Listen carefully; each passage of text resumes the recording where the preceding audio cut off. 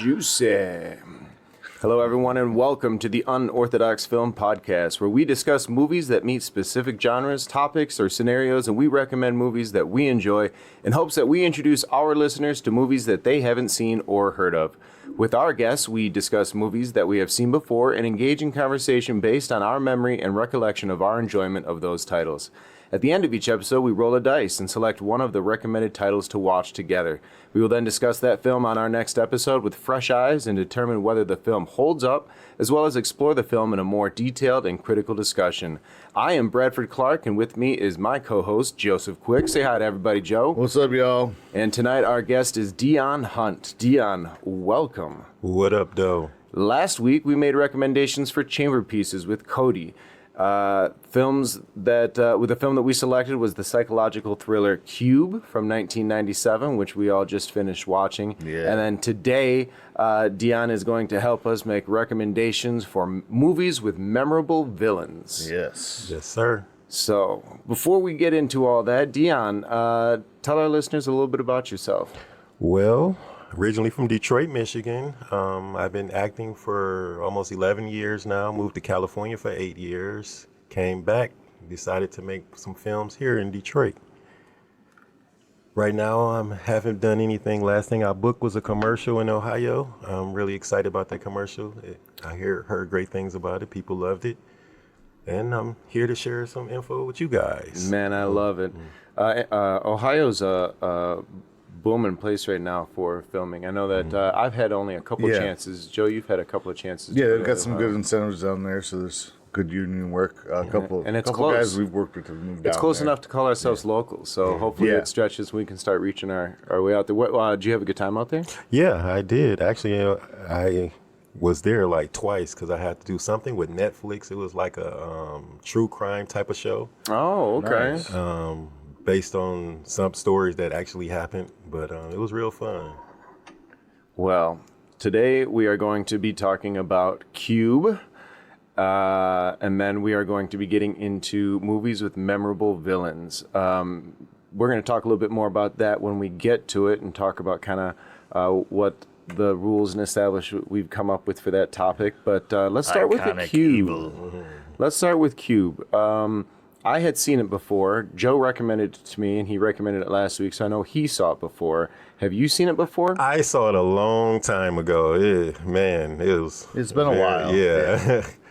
That's because it's starting to come back to me a little when we just rewatched it, but because I started seeing the stuff that I remembered, but it was like totally a new movie. Yeah. Since I haven't seen it in a while. And it still holds up. For me, it does. I agree. It came up as a recommendation for chamber pieces. Chamber pieces being Filmed in a story one or less, in minimal locations and so forth. So the chamber of this one, obviously, the name implies the cube. Right. Prisoners or kidnappees, I guess, awaken and find themselves in individual square cube rooms with individual hatches to get in and out of. Yeah, and each panel has a hatch. Each wall has a hatch. The ceiling, the floor, everything's identical. And so we start with joining and meeting our cast as they meet each other, and then from there it kind of ensues to chaos. Now with this first part of the show, we will be talking about spoilers. So if you didn't end up watching The Cube and don't want to have it spoiled for you because you'd like to watch it, I would fast forward about 25-30 minutes and pick us up when we start making our recommendations this week for our memorable villains. So with that being said, guys, what were some of your takeaways? Let's start with the entertainment value and the plot and the story and stuff before we get into the filmmaking of it. Having been a while since you've seen it, would you consider this more like a straight fresh watch, or did you start recalling some things? Like as the plot moved, did some of the reveal come back to you? Like, oh shit, that's right, this is gonna happen. Not all at once, but very slowly. A few things happened that I remembered. As far as I forgot the character's name, but the guy who was on the floor already to start it.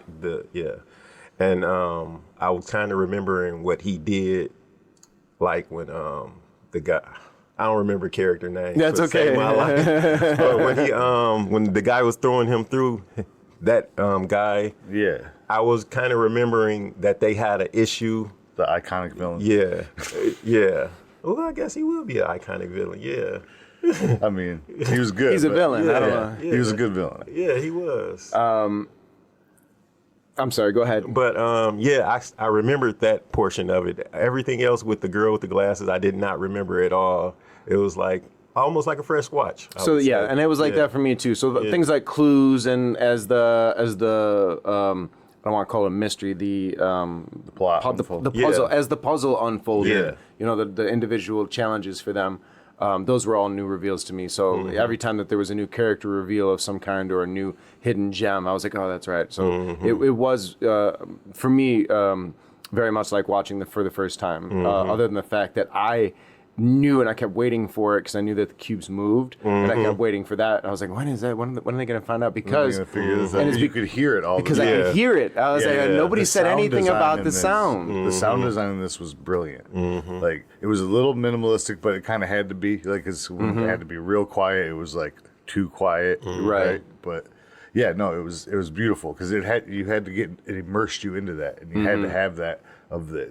Because when they were closer to the moving, the rooms would shake more, yeah. Because when they were deeper inside, because I was just thinking to myself, very well done. It's the very end of the movie.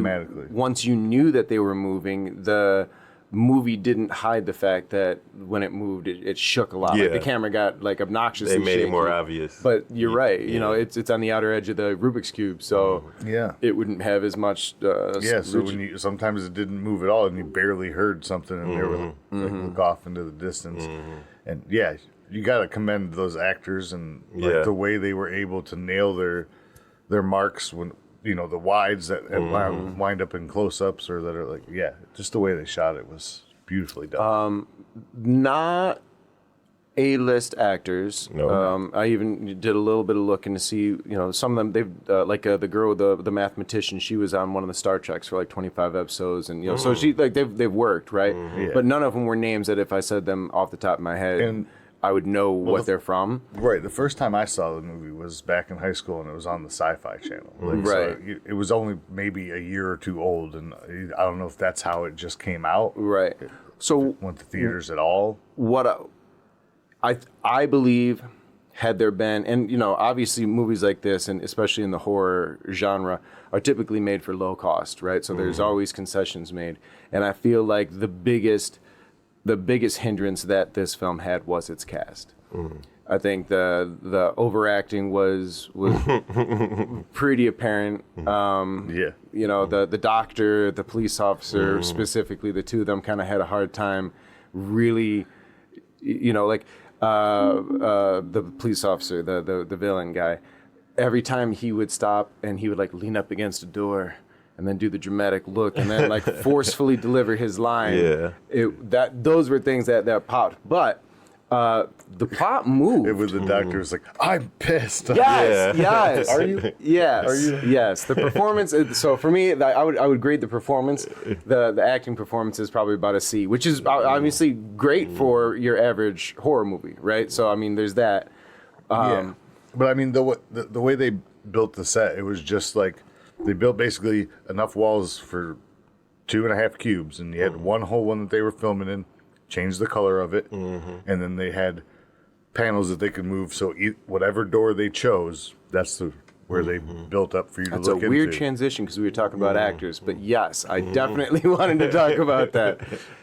Nailed it. I mean, really, it was interesting to watch because they didn't even change the design, like because each panel in each of the rooms had like intricate computer-like designs. Yeah, but it was.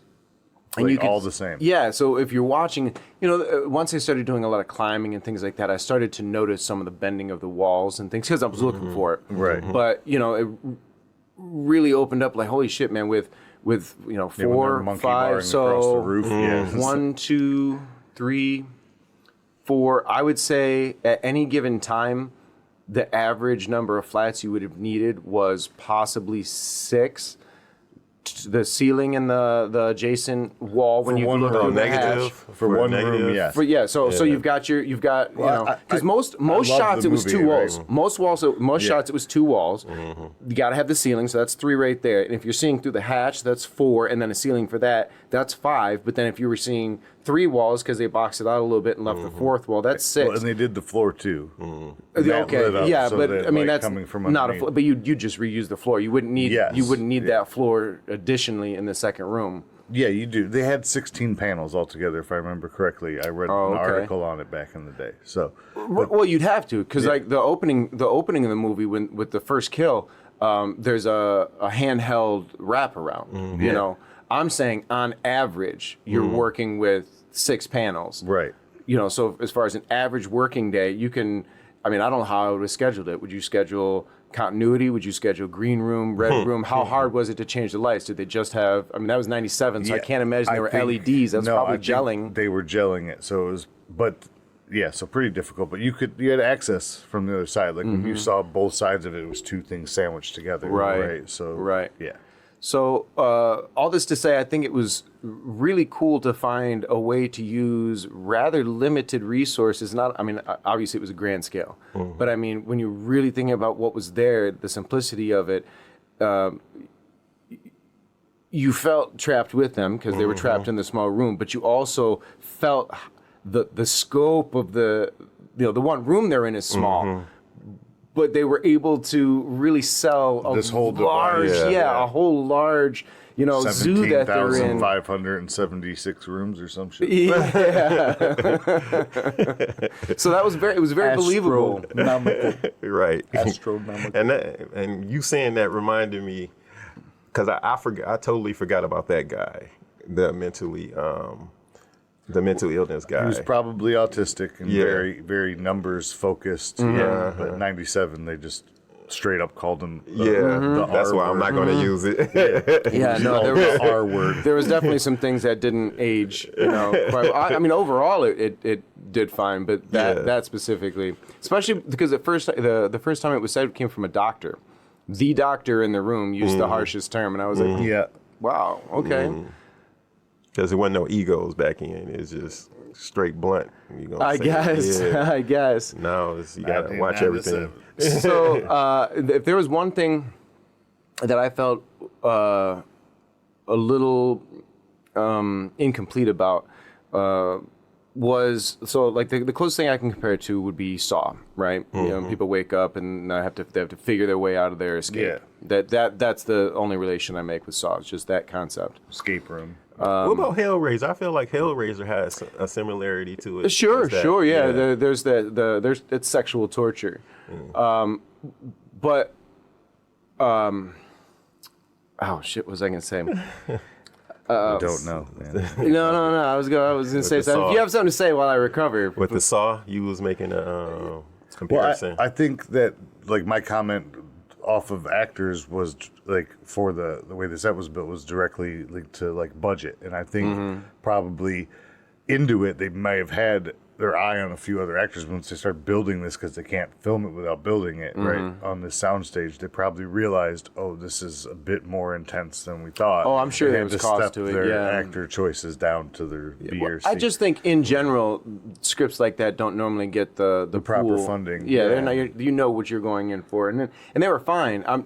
They were strong as far as the indie market was pretty strong in the 90s, man. But if I were just looking at it and giving it a grade, the acting, I was going to say, so thank you. That walked me right back into what I was saying. The it was plot, very made for TV movie. So there was no answer at the end. With Saw, that was the relationship I was making with Saw. At least you got like who and why, and I'm not saying it was necessary, but we had all this time with these characters, and we never got any real outside look to it. We never just really the one got guy escape or gets out, but you don't even see. I don't know why in my mind I imagined. I think it must have been the end of Escape Room. The end of Escape Room, you see the giant warehouse.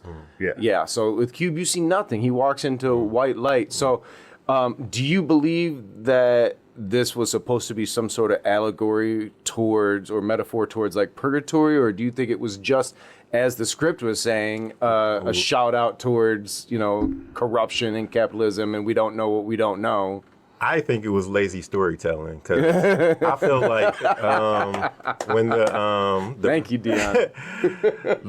when they left him in the cube and he had to find his way back, I feel like they even rushed that too much for him to get back to them. They Right, should have because had it's him been more, so difficult for them the last hour and a half, Now and he it's was just like, he figured it out by himself. You know, that quick. That third arc came way too late. Yeah, they could have milked that for a while. I would have actually had him go get out and then he kill him. You know what I'm saying? That would have been more for me. Yeah, it would have been a little more. I mean, because dead is dead, right? Right. So, but So getting to have out, that- have that relief, and then take it away. But I would did been a have little- that. I did have because we were sitting there. They Almost. opened the hatch. No, here's the thing. Okay. We opened the hatch, and Deon said it, and then Joe said it, and then we're all Get saying, out that door. Get out the way. Why are you standing there staring? If they all What are you just waiting climbed for? out, Yeah. he wouldn't have got them. So Right. there was twice. Twice they stopped and stalled and stared when they knew they were out. Right, because then clicking. you're happy that he's not out, but then one of them gets in. He almost gets out. And, Then he They do. held him in there. I They was tug like, on you. They tug on you. it's like he could have. So he's that strong that he kept him from getting through the After being stabbed in the so fall back earlier, motherfucker. What did you guys think Wouldn't have about had your ass about the kills? The kills were very interesting, like Saw. You know, Yeah. I liked the variety in the rooms, even the ones they didn't go in that they showcased. You know? Yeah, A part of me, graphics for the time. and this is another thing Pretty that good. I must be relating to another. I thought, in my recollection, that at the end of the movie, there was an implication that while they had gotten out, there were other people still struggling. So that was the other Well, thing. there is I'm- definitely are, because they're just like putting somebody in Right. every day. But it wasn't. and This movie didn't say, right? Right, sure. So I'm surprised to it increase alluded. the kills. A couple more random people. Although I guess the random people were sprinkled throughout because Katz the autistic We guy. start with he Worth was laying last on the floor, Right. Like coming to. Well, you start with the one guy. No, you start with Worth laying on the floor, kind of coming to, and then That Luther guy. or whatever comes up out of the ground, climbs up with the bloody hand. So first shot is down at Previous dude, and to then that, boom, there was a guy that got completely sliced. We followed a guy. right Yeah. that guy. Yeah, after that part. Oh yeah, because that and you. I was reminded of Resident Evil when that had happened, and both yeah. of those type Well, that of happened kills before yeah. Resident Yeah, that's what I'm saying. It made me Right think around about the it, same too. time. Yeah, A couple of years different. Yeah, I'm gonna check that while you're saying it. 99 or 2000 was yeah. Resident Evil. Because I was like, it was lasers, but this one was something different. And it just, I thought the way that, and you could tell some of them were early CGI, late 90s CGI. Yeah, it was like a steel grid. But yeah, And then folded up. well, like every time you saw any of the advanced wiring cuts, the one that like spun, those Yeah. were T1000 level CGI. That's post Yeah. Terminator type. Well, Terminator 2. Yeah, 2002 was Judgment Day. Resident Evil. Yeah. Yeah, it was way later than I thought. Nice one, Joe. Yeah, so clearly the effort in the filmmaking was present. I personally found I don't know what your favorite death was, but for me it was the acid room. Yeah, I like the Oh, acid yeah, room. when- Yeah. The whole escape gag. artist dies, Yeah, yeah. that whole gag with his brilliant. face and then the melt. It The wasn't different stages. But it wasn't done like it would be done today. Today they would take your face and then green it around and then CGI it in. But that was a whole dummy head. Yeah. And it They was would just show practical. reactions. Yeah, it was they showed gorgeous. reactions. And then cut to a different dummy with another stage of acid eating until Right. he was a bowl of face soup. Yes. Hot face soup. I'm sorry, they were starving. I'd have had a bite. So what was either of Call me your gross. favorite deaths? Well, I agree with you. I like that one. I also like the one that keep it very plain. Like, even though they didn't show it, when the guy got his head, his body probably got decapitated.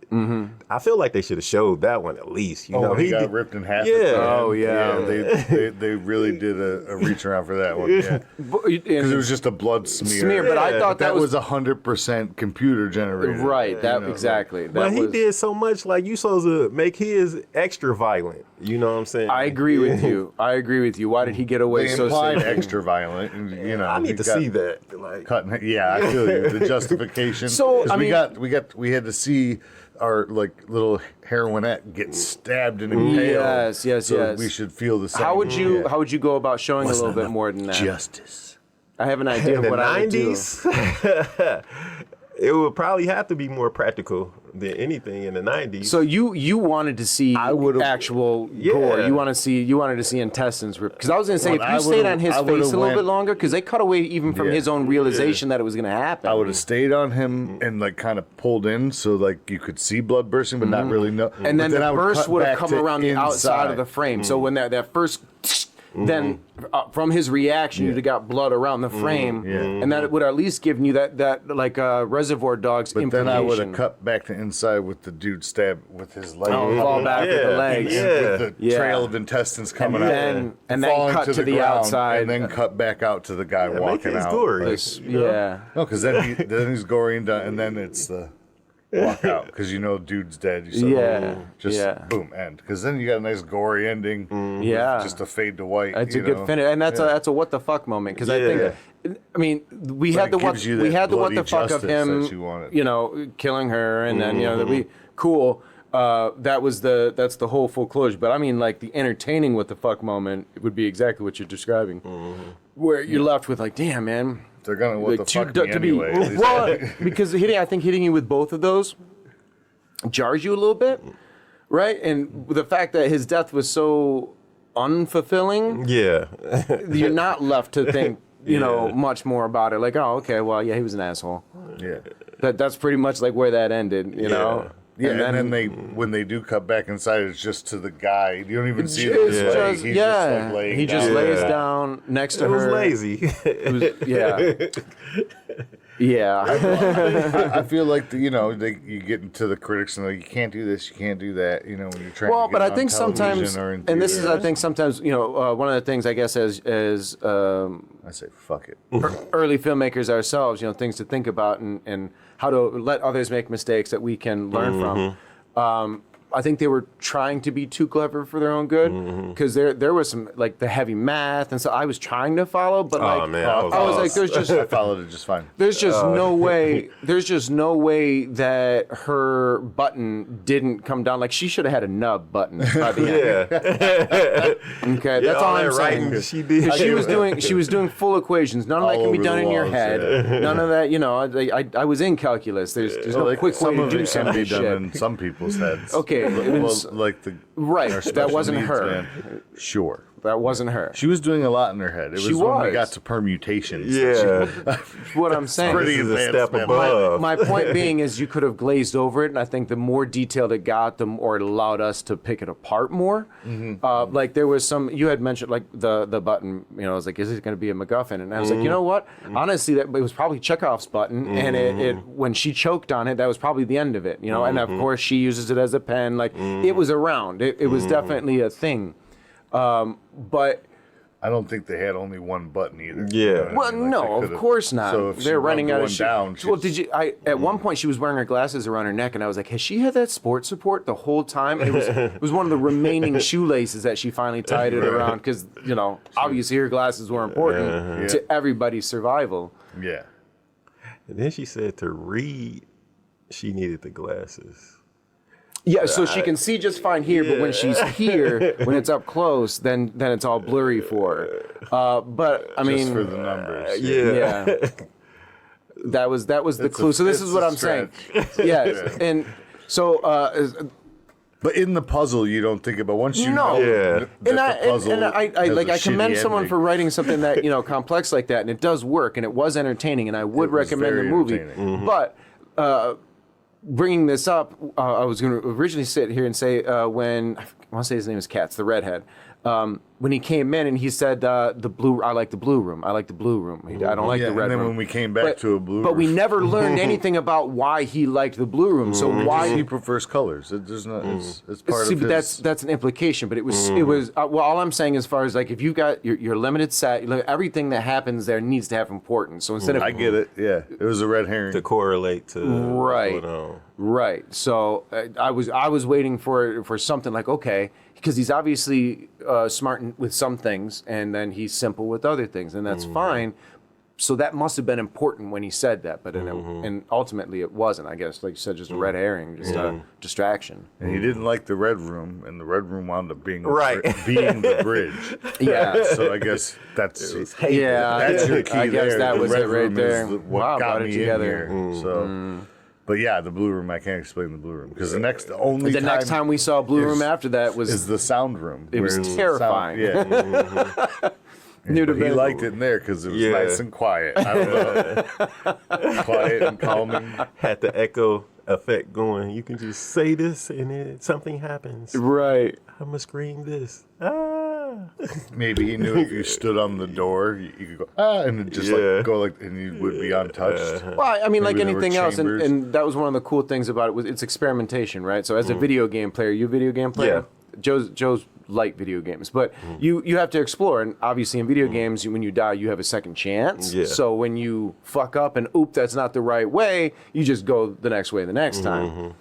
But in this scenario, they didn't have extra lives. There was no respawning, so we had to have that. The best that we threat. had when I was into it was like PlayStation 1, and I just got over how Well, Mario. Well, I mean, I was just going to say, Brothers. even Mario. I love that's the what Mario- original shit, yeah. But I mean, you give there me are a people remote who where I can- got to do like 12 buttons. I'm like, I don't know. So, I mean, like, just the simple concept of, like, Mario Brothers, 1. I remember playing Mario Brothers 1, and it took hours and hours and hours and months and months and months before I finally seen all 8 worlds. And now there are people who can run that game in 5 minutes. Yeah. Because you know the patterns. You know, like, the repetition has allowed you to figure out, you've solved the puzzle of the game. Even though it looked like an adventure, it was really just a puzzle. Yeah. And ultimately, that's what the cube was. And I don't know. It was fascinating. You don't see too many like it. I think it's a challenge. I think anytime anyone can pitch something like that, I know on this show we've mentioned a couple of times in relation to this escape room. Closest thing to it, still different. Like there were similar scenarios, but the set pieces and the gags themselves were completely different. And there is a sequel, Hypercube. There was, I noticed when it Cube ended, 2, Hypercube, there was like 2 more it offered. 2 more. Okay, so I'm I don't not know if they aware were of late. those. Yeah, I don't know. When we looked it up I don't know last how time, it looked like related there was they 2. are or whatnot, but And I don't think the original writer or director were involved in even the sequel. So are you saying there was a reboot as Possibly. well as a sequel? I mean, possibly be interested. there was because there was one that was just called. I'd be Cube. interested just to see the difference in acting rendition and direction. Oh, they probably got newer Because the actors. story Yeah, can't. Cube, well, there's gotta be 2021. new actors, right? 2021 Cube. Yeah, So hold did a on. reboot. In this Okay. remake, but it's I'm gonna tell you here. I don't want to be. It's foreign. So it was redone Japanese. Well, that's cool because we're the ones always stealing their horror movies. Yeah. Well, and then we water them down. So I bet you you this thing's gonna be fucking I'm cranked. seriously interested in that. Yeah. So the rooms look very similar. Watching the trailer here, so they're all on very Tubi, similar concept. So yeah, Probably more I'm gonna colorful. hit that shit up. yeah, similar. Usually for being modern, 21, it's gonna definitely be some interesting Yeah. kills. Hopefully that they mix some practical in there though. Like the movie I've never seen on Netflix, the Asian film. What is it like? Survival, like a Hunger Games. Yeah, kinda. yeah. I mean, neither. Yeah, Squid Games. Yeah, I've never watched it. Yeah, me neither. I I watched it. It would was like Korean. to. Yeah. I would like to, but I just haven't. I haven't had a chance. So, so this remake looks very much like a remake. I don't know what they would have done different. Sure, they're showing the numbers and the plot and everything looks rather similar. I had another issue with it, and it was so the last kill when he killed the girl. Yeah. It's like, don't the rooms show you opening like the thing? It's like he almost like He came out of nowhere. Yeah. Well, how did he get to the bridge? Yeah. Once those doors are sealed, I mean, we didn't have to deal with echo because it would have been irritating as a film, but sound just reflects any little movement, like we had discussed with the sound there's relative no room. way he snuck in There was no You quiet. hear the door open. Yeah. That's just the suspend your 100% disbelief you hear because Michael Myers walks yet beats everyone everywhere. So I think Yeah. that's that little bit of fiction we have to. in that way, they kind of Because I'm more concerned about how he got that They safe. clearly could open the door to the sound room because it was a decibel thing, as we discussed. Like it was definitely like It didn't decibel reach the sensitive. The decibel doors level. don't reach the decibel because they make a noise, but anything over that. But then dude's hanging and he's like, it's ticking, and he's like, is it gonna go off? No, we know it's not gonna. Get the fuck out of the room. Like, Yeah. it just yeah. As far as my already know question of it's the not last, gonna go. so what did he stab it with? And then it's like, oh, it was the handle on the door. But come on, dude. So he ripped things, that apart. I would like to know who. There was one little screw that was holding it on. What manufacturer did that? Because Easy to don't take buy it off, a but then he had sharpened it too. don't buy Down to a point. don't buy a safe from that manufacturer because they're He was able obviously to turn that little screw by He hand. just, just took the handle off, little and hex with head. very little time while he was racing the cubes that are moving around the Rubik's. Right. Trying to find these Trying to motherfuckers figure it out. without the brains because they're still using the Because they're trying to savant. find the brain. Yeah, they were still trying have to the find. savant. That's the only reason he caught up because they got separated. I think that amount of time is where you're supposed to be like, oh, that's when he was able to get there. But he got lost over here. Dude's up plus And one. then I they mean, moved.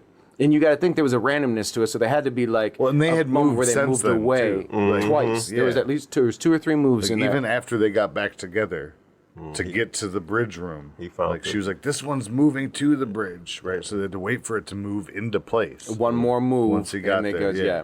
we got to move now when she Nuts. arrested him. And then boom, that's when dude came. Too fast. So yeah, holes. Yeah. Outside of that, it was very entertaining. It was definitely entertaining. I never got bored. I feel Yeah, like that's one of the things that when it comes to chamber pieces that I look for is like, how does this keep me interested? Right. Never leaving that room. Sure, we moved room to room, but what's cool about it, looking identical, different from Escape Room, where each room looks a little different. In Cube, the room's looking the same. Slightly different color tones. Just color, but otherwise aesthetically, it's the same Exactly room. the same, yeah. Before we realize that they're on a treadmill, it feels like they're on a treadmill for us. And I know like that was supposed to, that's how it's supposed to feel to them as well. But it was effective. I think that was done really effectively. It was, yeah, because they even point out, like, are they watching us? Or because there's motion sensors in here, and then the different rooms have different types of sensors. One of them's like atomical. He says it reads the salt on your skin or some shit. Like, like what the? And then gets and then he just went and died, so he was useless. Well, what's so funny about that? They're like, oh, he couldn't detect it. No, you guys were fucking distracting him, and he just jumped in there without thinking. Yeah, And I was like, he made it clear that he'd leave you if at all possible, and then died immediately after. so he gets Y'all will being just slow me arrogant. down. Right. That's They the bronze definitely- at work. They slowed his ass down to a dead stop, bro.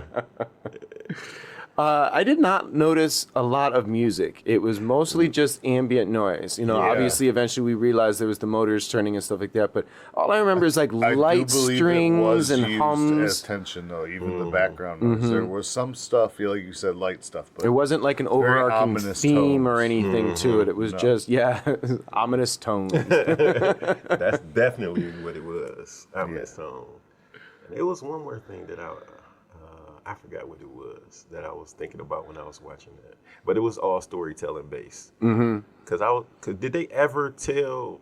Maybe I need to watch the new one to figure out why they were even in the cube. No, that's what I was saying. They didn't give you any resolution as to why. there was nothing. You can't really trust anyone's, like, okay. Ultimately, the answer was no one knows because it's just part of the machine now, and they're throwing people in here if they know anything about it. So. Right. We had an opportunity for each character to tell us a little bit about them, but one, you never know when you don't know whether or not they're telling the truth. Right. And then, the way that dude drops the doctor, it's obvious that she said something that he was hiding, like, oh, that's why your wife left you. That had to have been true because she said some shit, and she knows these things. He beat his so children, but that means that there was a personal connection between the two of them. Were they the only two connected personally? Was that the only random connection? I don't think they were actually. I think they were just like so starved and hungered and just crazed from the delirium of being lost in the So that space brings there, us back to that not knowing. They were doing Right. just character assumptions, like you're this kind of person, Right. So I'm just And So- they were hitting nerves. Right. But what we're discussing is the lack of information. Yeah. So what you're saying is there is none. Then it rubber bands us right back Yes, to it now does. we don't know anything. That's right. So that- until the one guy at Worth actually says, I worked on this, that's the only real information you get. Yeah. And then why was he thrown in there? Like, you worked on it. Because he got too close. He found out, even the doctor said, how long did you know they were putting people in here? He said yes. Yeah, I knew how that. long? A few months. So like that's what got him thrown in there because he got too close to it. And so there are fan theories out there, and I've read a few of them, and I'll throw my Joe Cannon out there like I tend to do.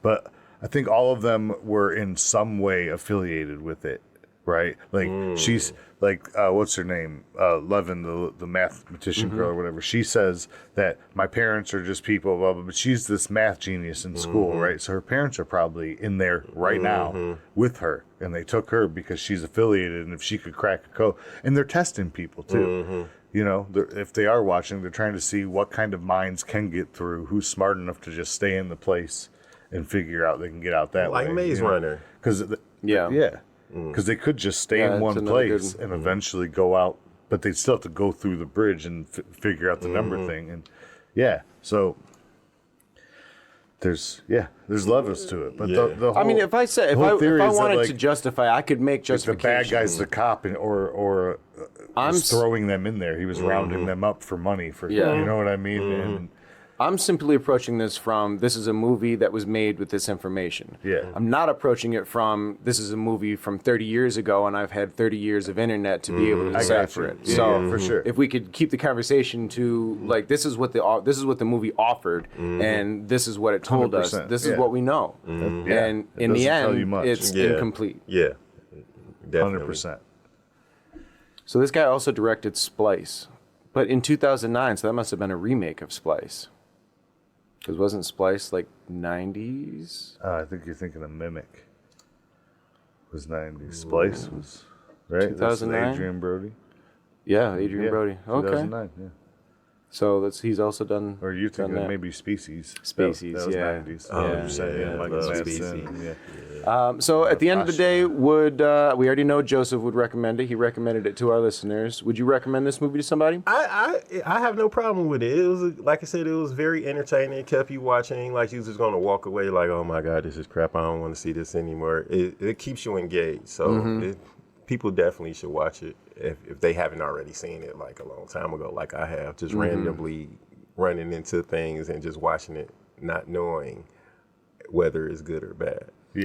I 100% agree. I would absolutely recommend this. I think there's so much there that is worth watching. Its creativity, the way that it's able to utilize such a small space for a large idea. The cinematography and lighting. Small ways that they're able to keep the story moving. You know, I think that the type of conversations, while I think the script was a bit weak as far as dialogue went and a little weak in the way that people performed it, the content itself made sense to where like nothing made me roll my eyes to where I was disengaged with the trauma that they were experiencing. I felt that everything happened at a good pacing, the right amount of time, and there was the right number of kills. You know, there wasn't a ton because it was a simple movie. If you killed everybody, then we'd have no characters left. Right. But there was enough to satiate that and to go, oh my God, like that.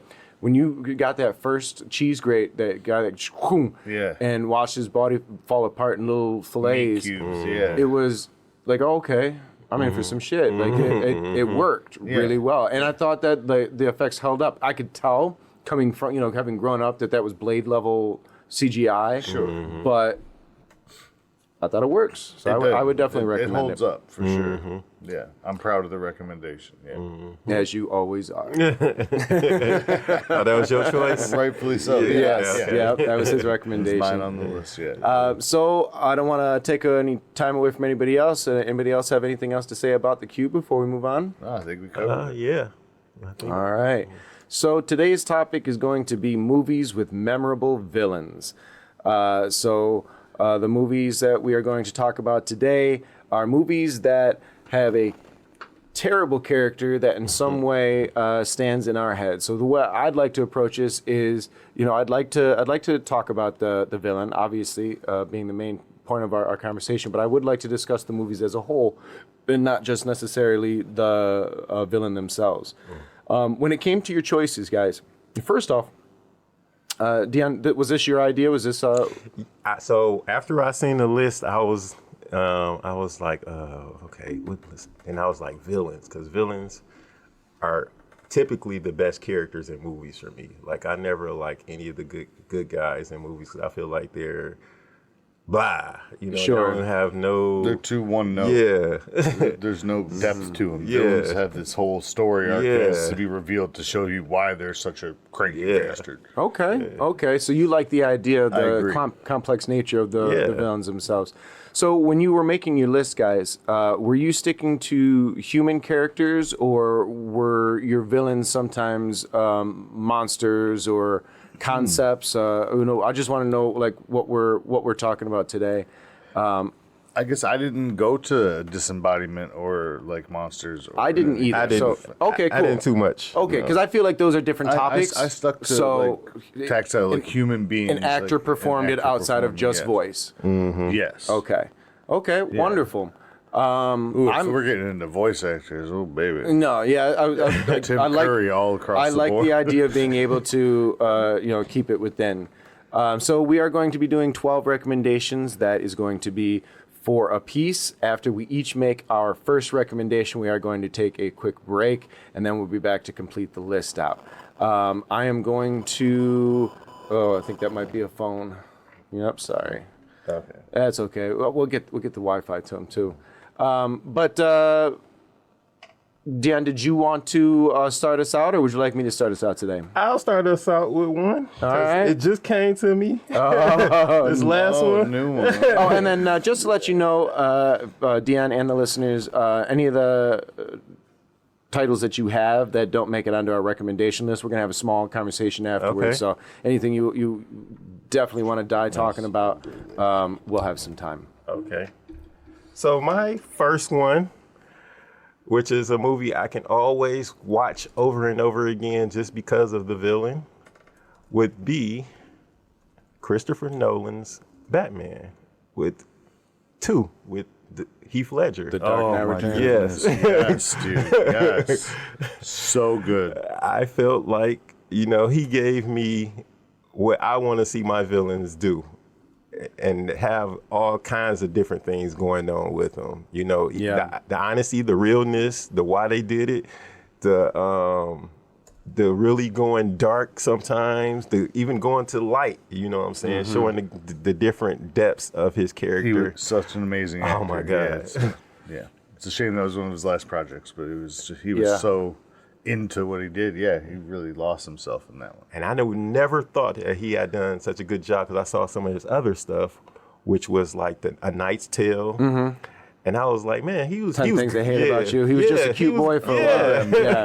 Oh, he was Yeah, good. in it that. took. He was I'm not He saying, was. but I think from a marketing standpoint, and I think from what Deon's saying is like there was a moment where he was a bop cover boy to For sure. holy shit, this Yeah. guy can act. Yeah. Yeah, 100%. He definitely did that. Yeah. And to go out with such a bang is, Oh, man. I mean, you go out while you're on top, but damn, Yeah. I remember it was super sad. And I researched If it him had as to well. happen, that's the way to go, I guess. But I mean, yeah, I guess. No, go ahead. I was about to say, I did a lot of research of how he got to that point, and they were saying some of the crazy stuff that he's done with. I feel like all the Jokers kind of do something similar to writing dark stuff, to get yourself into that headspace. Yeah. Because I heard Maybe just Joaquin became too Phoenix much does for it. him. Yeah, Joaquin well, Phoenix, yeah. yeah. Joaquin, Yeah. he's heavy into. I'm blanking on it. It's Method. Yeah. And Daniel Day-Lewis. Jared Leto did it Jared with Leto. Suicide Squad. Oh, and dude, what was it? Lord of War. With, Oh yeah. And he gained all that weight. That was He had really gained all that weight. Deon had said that it seems to be a pattern with the Joker actors. Yeah. And I would say like Jack 100%, Nicholson's probably yeah. the one who didn't get, because Jack Nicholson Joker. I'm not saying that he was just Jack Nicholson. No, it's a but great it was Joker. more comic book. But there was more- definitely there was more self inner inflection with Heath Tim Ledger. Burton had him do a little more, like bring a little bit of the Adam West Joker into it, a little bit off the page, comic book page Jokers. I like The Dark Knight Returns. The Dark Knight Returns is it. one of my favorites in that trilogy. It needed to be recommended eventually because Quinn shat on it some episodes back. I think he shed on Batman Begins. Oh, that's right. Because it was he played it as a sequel better than the original. You're right. He so spoke new love. well of it. He did. Yeah. My apologies, Quinn. But we disagreed with him on because that was our first real world Batman. That was his. I actually like Batman. That was his. Like when we say OG Batman, he's a young cat. That's what he thinks of. He doesn't think of Burton. Yeah, he didn't think of Tim Burton, and it didn't hit the same, which I totally respect and understand. Adam West.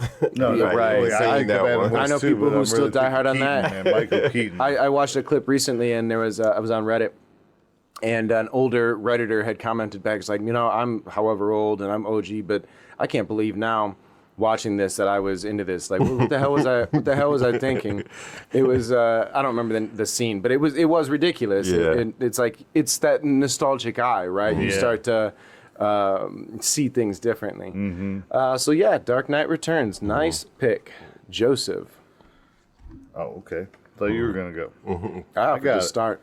Okay, so I'm gonna start with a fictional character first portrayed by Louise Fletcher in One Flew Over the Cuckoo's Nest.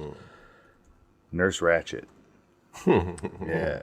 Also portrayed in the remake of whatever the show Ratched on Netflix by Sarah Paulson. But fuck Sarah Paulson. I'm not talking about that one. I'm talking about Louise Fletcher. Yeah, One Flew Over the Nurse Cuckoo's Nest Ratched. with Jack Nicholson. Oh man, she was. Whew. Yeah. Talk about representing every abuse of power. Abuse of power and ill-attempted woman in my life. But yes, abuse of power, or really sadomasochism. Like she got off on the control she had on these men. She sure did. Yeah, she absolutely Classic did. villain, man. One Flew Over the Cuckoo's Nest is a fabulous movie. I saw that for the first time way back in high school after reading the book as book's part of a class. amazing. Yeah. And what I love about the movie is its cast. I'd have to really look at the timeline and see where everyone was at the time. But like Danny DeVito was super young. Jack Nicholson was obviously, in a heyday for Jack Nicholson because that was right in the 70s. But it was still before he got huge. I mean, you know what I mean? Like he was still on his upcome. Yeah, but it's a marvelous movie. I don't think that would ever qualify as a chamber piece. I almost said like, oh man, that could be a chamber piece. It's in a prison, but it's a whole world, right? It's a psychiatric hospital. Yeah, it's a whole world, really. Yeah, there's all sorts of rooms. Yeah, they have the bathroom, they have the meeting room. But it's one of those movies that I think is mentioned a lot, and because it's older, you might get some viewers who pass on it. And I have to second you on like.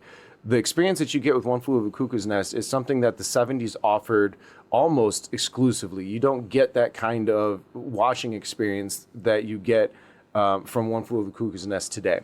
Everything wants to be bigger, darker with the lights, and that was all in performance, and it was all in. It was very simple. It was all in cinematically wise. It was done very well, but it was very simply done. There was not a lot of it was in the performance. Yes, it relied heavily on the engagement of the actors in the rooms and so forth, as opposed to the additional creation, which I love. Not a lot of wardrobe. Everybody's in it's very institutionalized looking, but it also has like something that you don't get anywhere but the 70s is that feel, right, of the film that they used on it. It really, like the tactileness of it really sells that story and like the lostness of that era, like because it's not the same in those institutions now. There's so much more, like they couldn't call anybody. There was no social outreach programs. Like once you went in, you were lost unless the doctor said. And you know what the doctor did?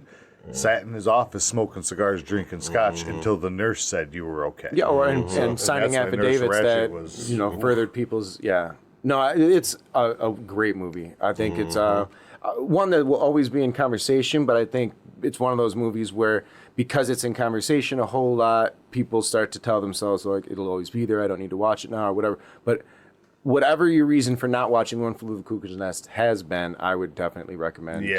For looking sure. for that. You'll enjoy it. I love that.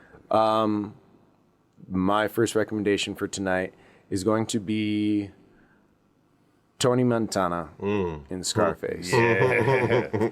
I thought a lot about this one because Tony is our lead.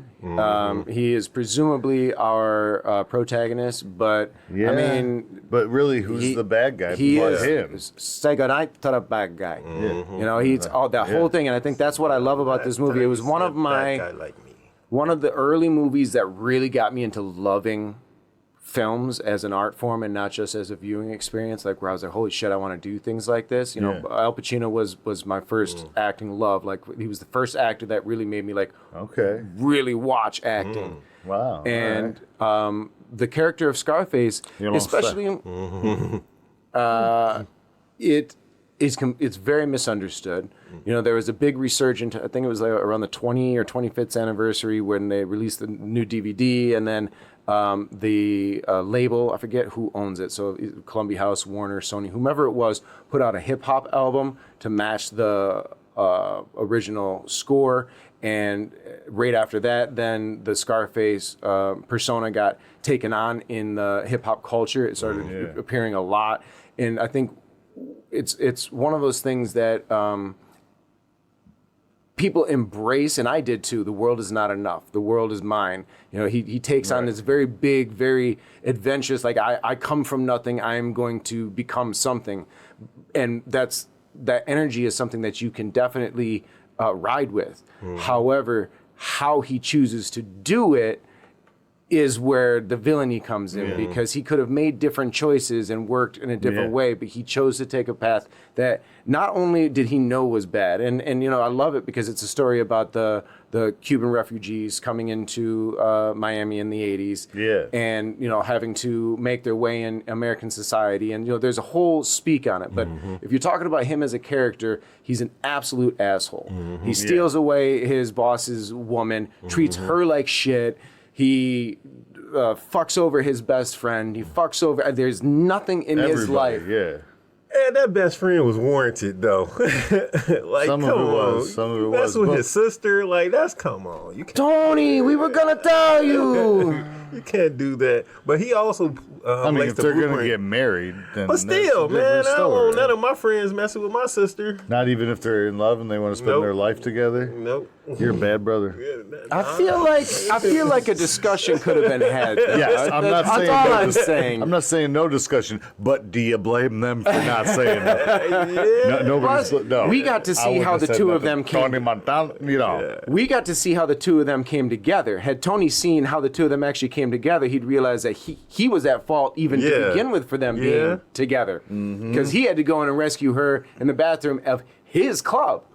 She was being abused. Because he was being a bad brother. Yeah. Yeah, it wasn't actually talking about you. It was a trap. No, I just can't, like, because it's just too much issues. Because then if something happens, then you got to get involved, and this is your friend, so now You're just like clean lines, uncomplicated, no drama. I understand. That's like dating at work, right? Yeah. Well, work might be different. Oh, so okay. Sounds So like a those nice lines. scene. You can draw those lines. You can lead a job.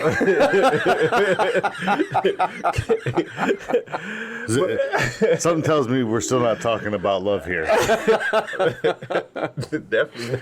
Bad ass. But also, Bad ass. I feel like Tony laced the blueprint for what he was going to do anyway, because he already said first you get the money, then you get the power, then you get the girl. So he's already lacing his He had a blueprint. plan. Yeah. So, and that's what's crazy about it is I think there's a lot that you can take away. So I think just as much as a bad person can learn good things from good people and use it in a good way, I think you could learn good things from bad people, even if they use it in a bad way.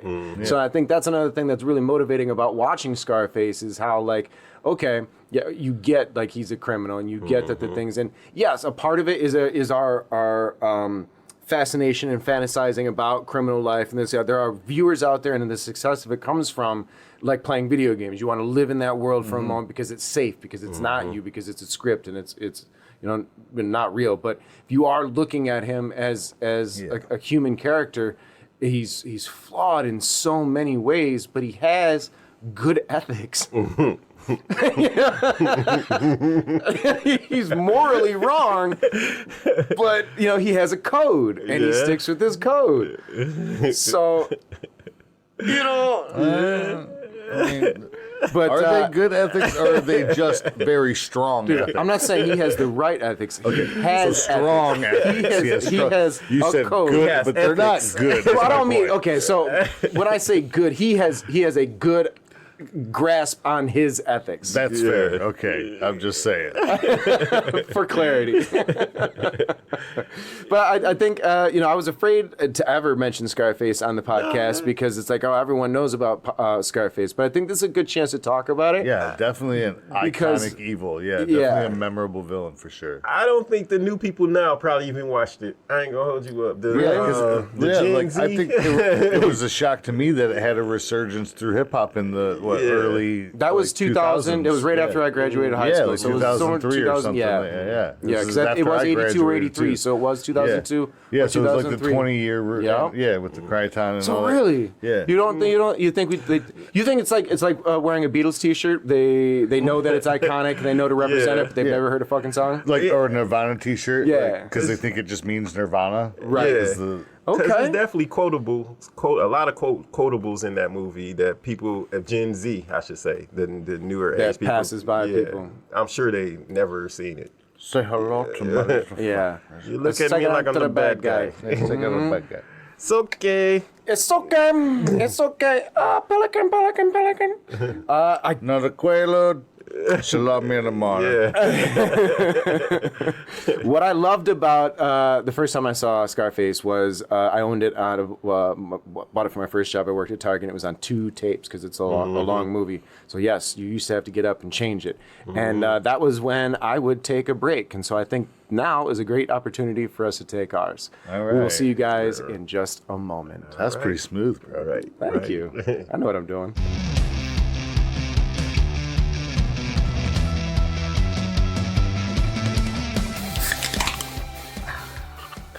Welcome back. We've had our break. We started our evening out today making the recommendations for memorable villain movies. And Deon started us out tonight with The Dark Knight. The Joker obviously being our iconic villain there. One Flew Over the Cuckoo's Nest brought to us by Joe with Nurse Ratched. And then I brought us Scarface with Tony Montana. So Deon, back to you, my friend. What is our next memorable villain this evening?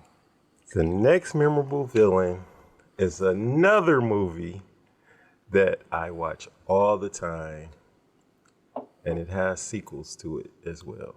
Oh, let's hear it. And that would be Lord Voldemort. Oh, I was wondering if someone would mention it. Is there a particular Harry Potter or Lord Voldemort moment? It's the first time Harry Potter's come up on the podcast. I'm surprised. They're great movies. They are. So the first, the most memorable scene would be when he killed. Do you remember the movie? What movie? You're talking about the first one, right? The Order of the Phoenix. The Order of the Phoenix. Yeah. Here we go. Is that the first one? No, that's like that's like 3 or 4. Order of the Phoenix is 4th. Yeah. And it's when he killed I haven't seen it so many times I forget Dumbledore? name. No, he killed the boy. I don't know. Robert Pattinson. Oh yeah, that's right. Okay, yeah. I've seen them, but not like in order or anything. I'm not a fanatic. That was his introduction. Right. That was when we first saw him. Yeah. Yeah. Yes. Okay, then yeah, I've seen it. Yeah. And man, he came on the scene like you're supposed to, making yourself a name. Because everybody always talked about him throughout the series. They were scared to say his name. Do not say his name. Keep his name. You know who, blah, blah, blah. And then when you finally seen him come onto the screen and he killed this guy, then everything changed after that for the Harry Potter franchise because all his death dealers, you know. That was Ray Fiennes, right? Yes. Oh, yes. Magnificent yes. performance. Ralph, Mr. Ralph. Yeah, you're right. That's when the series gets real. Like, Yeah. and that's what I think is magnificent about the Harry Potter series, it being as long as it is. You know, it's the Star Wars of a certain generation. You know, in the sense that then there's the Lord of the Rings. You know, Right, sure, based on what your interests are. There's Star Trek people. But what I'm saying is that was an iconic property that a large number of people in a generation were able to connect to. I'm more of the Resident Evil Right. generation. And so what what the series being as long as it was it grew with the audience. You know, like I've read some of the books. The books start out super simple and you know they grow to young adulthood. But Order of the Phoenix, I even remember when the book came out that it was an incredibly serious change in tone for the way that people. Because I didn't read it then. I only read it a few years ago, so they. It was more of like my experience with the aura around it. But and then the movie came out. I hadn't read the books. I've been watching the movies. The movies are just fine. You could see that shift in tone, and that's when I like really started taking even the movies seriously. They became beyond casual watching to watch the deep lore. You can sense the emotional shift, right? Like the maturing. Yeah, absolutely. And my comparison is because, you know, there's other series with other iconic villains, and I don't want to take them out of your mouth in case they come up tonight, but I think Lord Voldemort for a generation is I mean, he's frightening if you really think about it. Yeah, it's, you know, it's like I doubt one of us is going to say Wizard of Oz tonight. So the Wicked Witch of the West, right? Sure. Is when you watch it, it's like it's a kids movie from 1938. It was actually a family movie. We see it as a kids movie because it was 1938. But this is what I'm talking about. Like it's light, it's fluffy. But when you think about it, she was a dark, wicked. So Lord Voldemort, I think, is that area. Everything that he is, everything that is in existence, while it's from a youthful property, it speaks for a generational story. He's evil. Yeah, absolutely. And he actually did not like normal people. That was one of his things. He wanted to get rid of them. I think another thing that's really cool about it is, you know, because as you learn a little bit more about Muggles, yes, you learn more about him each book, right? So I know it's a hard character to tie down to one movie, but for the sake of our list, we're going to tie it down to we're going to tie it down. So I think, you know, Order of the Phoenix. Would you agree is the movie that you would want to recommend? Yeah. So stretching beyond that, you see more about the person that Lord Voldemort was, you know, like with the Tom Riddle character, and like as you learn of his lore, he becomes more evil, but he's also more relatable. Like you understand him, and I think that's what's incredible about that character is the relatability. I do think that was the movie that really drew me in. First For of all, a lot I of love people Ray it was. Fiennes, but For a lot of people, it was. I think it was also the first one. I don't remember all the directors, and they changed directors. But I think that was one of the times when it might have been like one of the James Bond directors. But there was cinematically, it was a more serious looking movie. Okay, cool. And then beyond, all the way into the last movie, the seventh movie, like the last two movies are frighteningly good when it comes to the cinematic, you know, art of them. 7 and 8. Yep. Yeah. So yeah, great recommendation, Joe. Our fifth recommendation this evening. Well, let's see. Since we're going into great villains in like a series? I'm gonna have to go with, and I'm gonna go with the original because there are some great villains in the series. We'll go with Die Hard. Alan Rickman, Hans Gruber. Hans Gruber. One of my. I gotcha. Sniped you it. Yes, sir.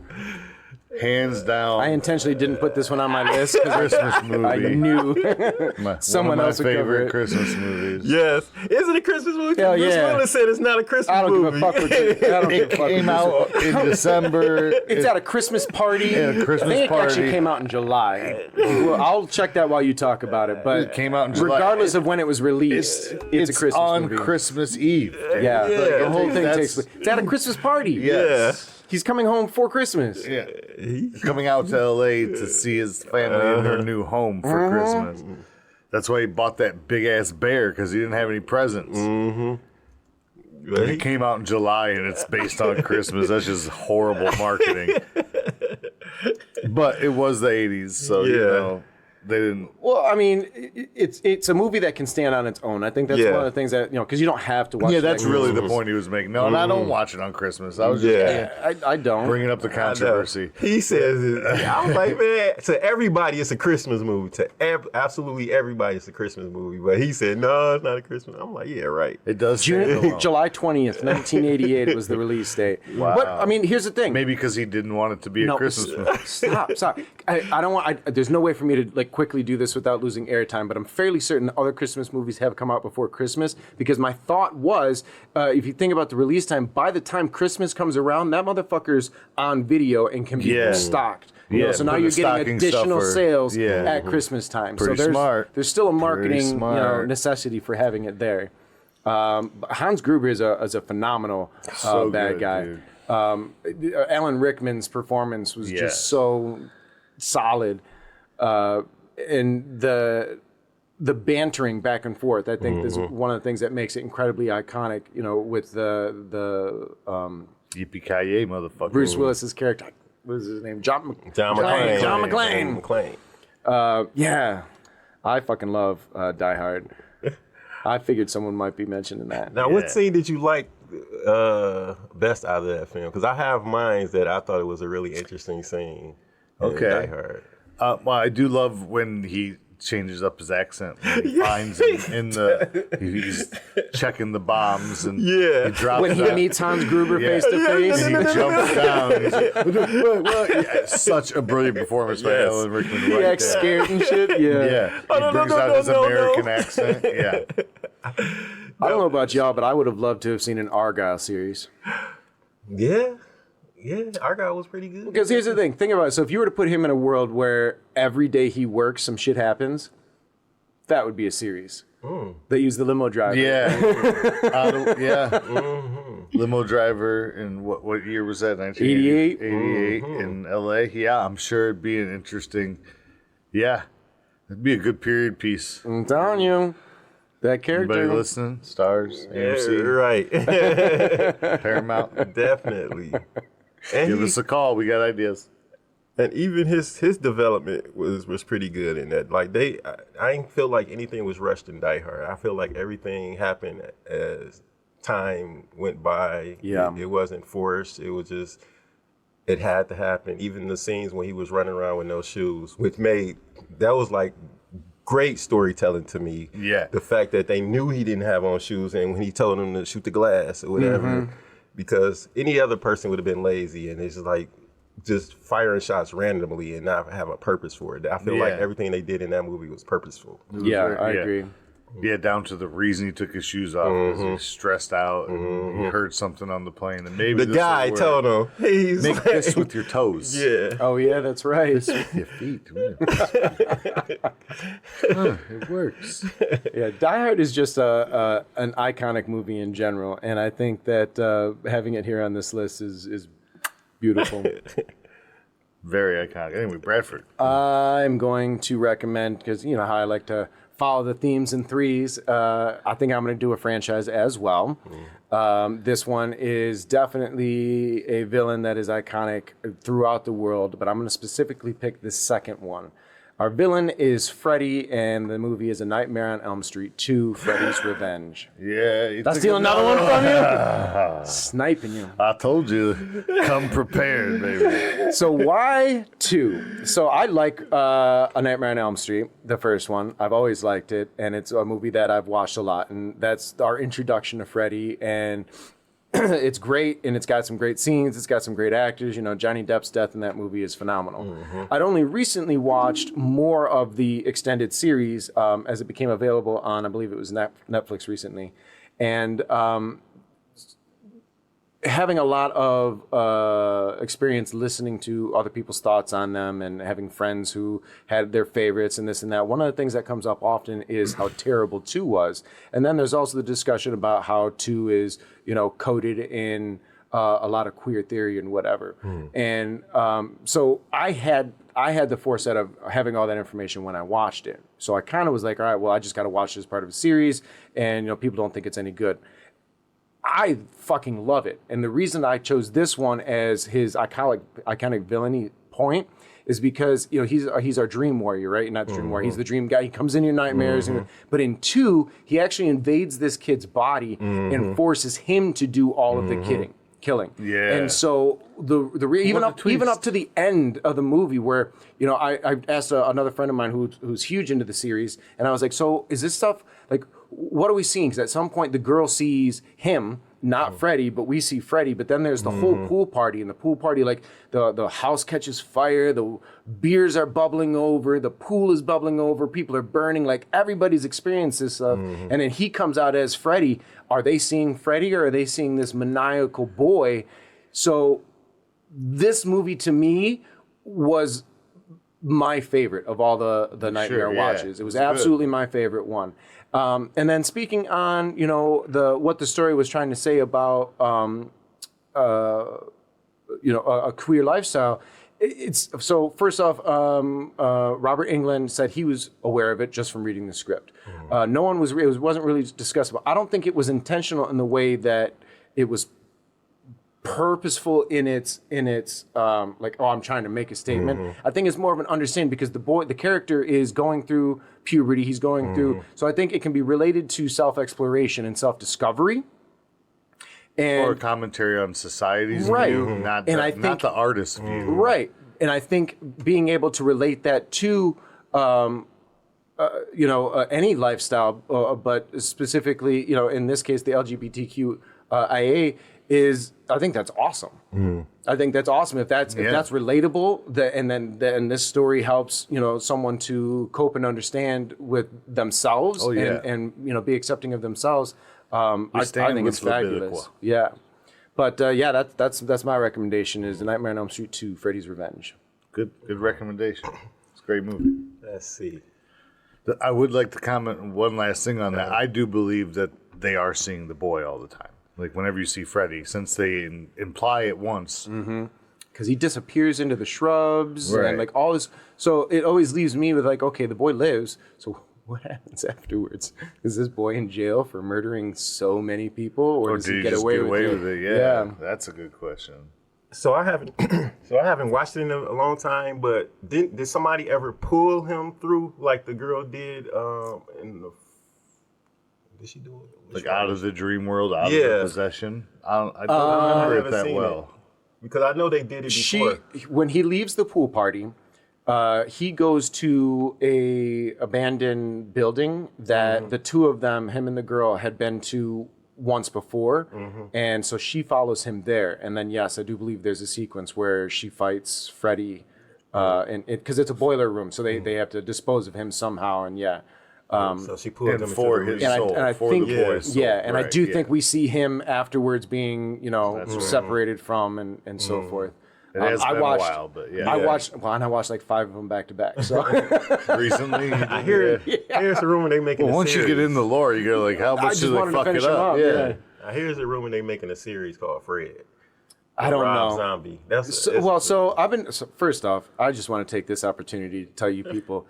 If you see something, even if it's a trailer anymore, don't get excited. Go to IMDb first and find out. Because first off, Jenny Ortega is only one girl. She cannot be in everything.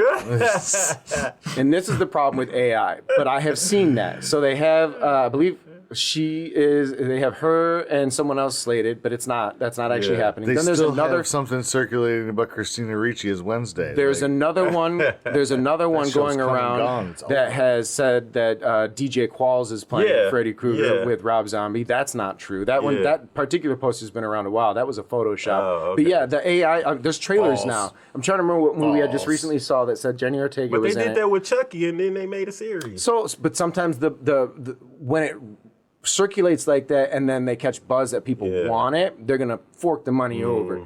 And the thing is with these franchises is they have to make movies every so often, otherwise they lose the rights and it can go out into the open and any other studio can buy it and now you've lost that. So that's why they put shitty movies out every 10 or so years. That's why all these crappy reboots, because if you don't you have to keep the IP alive. Yeah, you have to keep the IP alive. Otherwise it's just purchasable because it's considered a dead IP. You no longer own it. It just goes into free and somebody can purchase it. Yeah. And people snipe those things. So they have to keep making these shitty reboots. If they just threw some money in it and like actually cared about them, I wouldn't be saying this. Yeah. If you really want to keep your IP alive, make a decent fucking movie. Yeah, really. All right, so that was A Nightmare on Elm Street 2. So if we haven't stolen all of your recommendations, Deon, you are next. Okay. It took some careful thinking. I had to go back and remember it. And I think somebody might have mentioned it maybe y'all last one, but it was Silence of the Lambs with Ooh, yeah. Hannibal Lecter. Hannibal Lecter. Anthony Hopkins. Anthony Hopkins. He definitely is one of my top actors that I love watching because the little stuff that he does, even in Westworld, but in this particular film, you know, and it's almost like he's like the second villain. Because it was Buffalo Wild Bill. Wild Bill, yeah. I toyed with Wild Bill being the villain that I'd want to mention, and I did too. Played by Ted Levine. Ted Levine, dude, Fast and the Furious. Love Ted Levine. But yeah, he actually Ted Levine was on my list as Buffalo Bill for Silence of the Lambs. So I'll just scratch that one off my list and agree with you. Because Hannibal Lecter, I was going to talk about both of them. Yeah, but I feel like Hannibal Lecter is not the actual villain. Yeah, that's why I said he's like the second one. He's more of an overarching maybe for not, the whole but series. he is, as a character, he is a villain. So he may not be I'm not the antagonist in this. So I think it still definitely stands. I'm seconding him with a Ted Levine mention. Because he was the most memorable part of for years. When I finally watched the movie, I was like, I thought he was the bad guy. Yeah. Yeah. And you really watch saw the other guy though. Yeah, because it was a mystery. They had to find him. That was he was the mystery. Yeah. Yeah. But that, like I said, I just love Anthony Hopkins and everything that he does in film. Even Westworld, like I watched a scene where he did like 10 different emotions in like one sit down with this lady he was talking to in Westworld. Then I go back to watch Silence of the Lamb, all the simple stuff that he did, which just being behind a glass, like I feel like if I ever seen him in real life, like he's that scary to me. You know what I'm saying? Yeah, he's intimidating. Yeah, like this little stuff that he's done in his acting performances, like when he started flickering the lips and everything, I was like, man, like that guy scared the crap out of me. I love the performance that he gives, and the scenes between him and Jodie Foster are just impeccable courses in acting and reacting because both of them are intensely playing against each other. You know, they're not reading lines at all. They're living in that threatening moment that they're like, so you can feel the tension. Oh, and Jodie Foster herself has said that how intimidating he was because he's Anthony fucking Hopkins. Yeah, but even just in the character, like being behind the glass, like he creeped her out quite a few times, especially with that Chianti line. Yeah. Liver with some fava beans and a nice Chianti. Oh my goodness! It's like, I still had nightmares even just thinking about his performances and that. And then when he actually got out, I was like, oh man. What I love about Silence of the Lambs is 91. I didn't see it until probably post high school. So previous to seeing Silence of the Lambs, one of the movies that I really loved was Seven. And one of the things I had a hard time doing. I'm connecting. I'm connecting. Is the fact that I was always wanted to see other movies that were like that, and I didn't realize that Silence of the Lambs, as a child, was always sold to me like it was a horror movie, not as a psychological crime thriller. And having a chance to psychological crime thriller for sure. So for anybody who hasn't seen it and hears of the grossness and the behavior of Hannibal Lecter, and possibly that's why you've avoided Silence of the Lambs, I would say disregard that because it's a psychological thriller with some of the best character studies and performances in all of film. Yeah, so wonderfully done. Now, if other stuff grosses you out, I wouldn't continue with the series because it definitely takes you some places. And this one is not as gory. The other ones have a bit. I mean, more there's the shock moment with the Buffalo Bill and whatever, but like nothing like the Ray Liotta scene. Oh, and Hannibal. Yeah, She's stupid. Eating his own fucking brain. I love that. But yes, Hannibal Lecter is definitely an iconic villain, 100%. All right, Joseph. I'm gonna go with Mr. Christoph Waltz in Inglourious Bastards as the Jew hunter. Yes, sir. Hans Landa. Great ensemble too. Yes, just a wonderful movie, one of Quentin's best, and just Christoph Waltz is just so fabulously sinister, especially when he, like, the difference, the arc of him, like the sinister from choking out that actress to then him like trying to sign a deal for a plot on Nantucket Island. That's a bingo. That's not how we say that. It's just, yeah, he covers every angle. Yeah. It's just the scene in the restaurant with the cigarette and with the cream. So I would say that if you really want to highlight a scene that points to his like absolute dastardliness, it really is the opening. Oh, so That good. opening is so uncomfortable and so tense. For it right now, just the memory of it. Yeah, I didn't know where else the movie was going to go after that, and I'd never seen Christoph Waltz in anything that I was aware of just before. Pulls that pistol. But Au revoir. Show shut up. yeah, it's you're set. There is nothing else that can happen in that movie that doesn't shock you after the way that whole thing starts. Christopher, what movie did I see? He wasn't in. Christoph Waltz. I want to He say, was amazing in Django. Yeah. Django Yeah. Unchained. Yeah. He was great in that. I was thinking about something else he was in. He was like a gangster. He was. I mean, he's brilliant. Well, He's Lawrence Fishburne. he's a very versatile Lawrence actor. Fishburne. I think I've seen one. I can't He was think of like it. something New York. I forgot. I'll what- take a look. I'll take a look.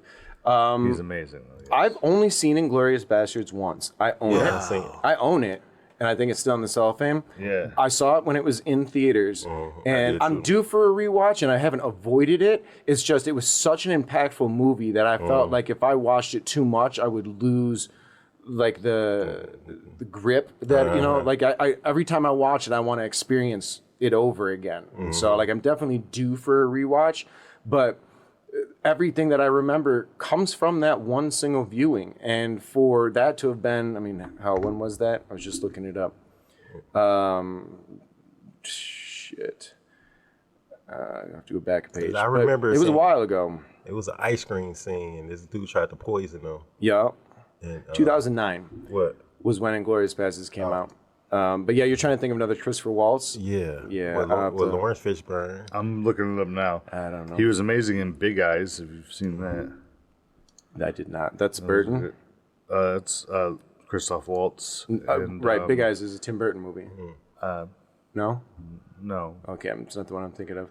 Well, anyways, we're getting some Okay. quiet dead air here. So, Joe, that's going on to that was yours.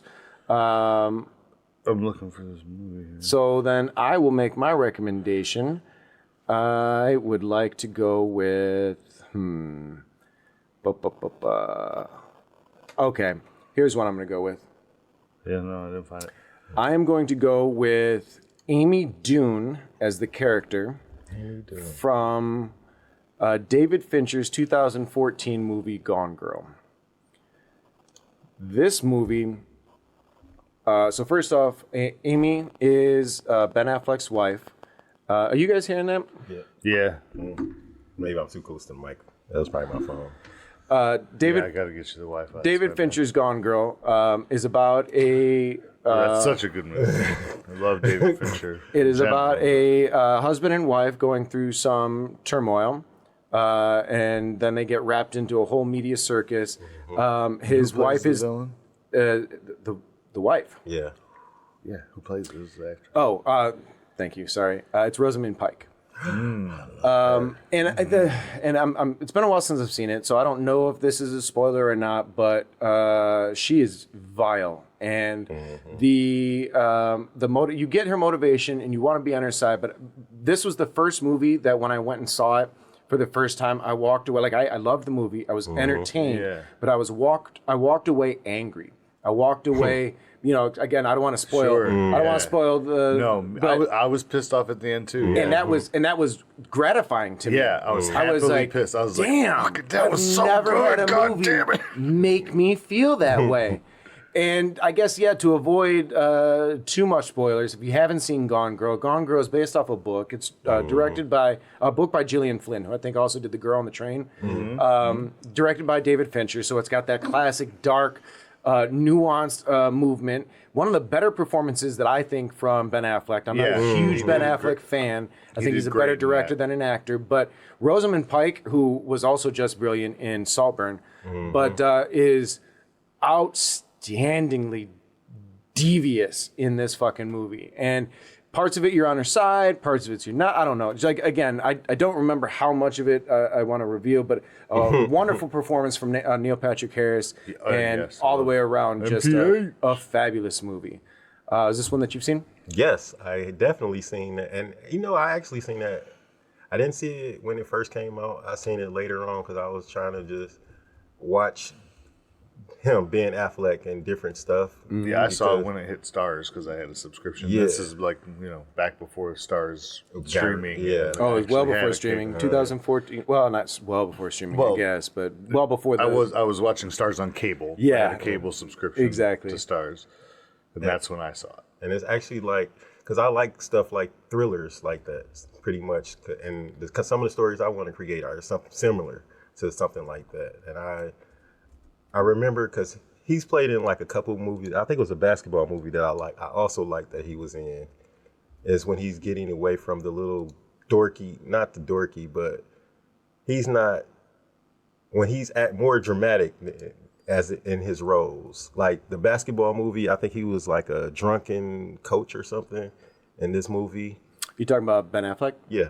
Basketball movie. Air. No, not that one. No. It was before that one. It was way before that one. Basketball coach. Yeah, it was like I want to say it was a high school team. Interesting. Yeah, I'm not familiar. Yeah, because I started watching a lot of Ben Affleck. I actually hate him in Batman. I ain't gonna hold you. Yeah, a lot of people go hard. A lot of people go hard for him as Batman. He's an awful Batman. He's the worst Batman. All right, Deon. This is bringing us to our... It's mine. Fourth? Oh. Because we skipped... We didn't skip you. You did Inglourious Bastards. Yeah, you did. Yeah. And then I did Gone Girl. And now it's his turn. Yeah. You asked me for my opinion after his, and then you went.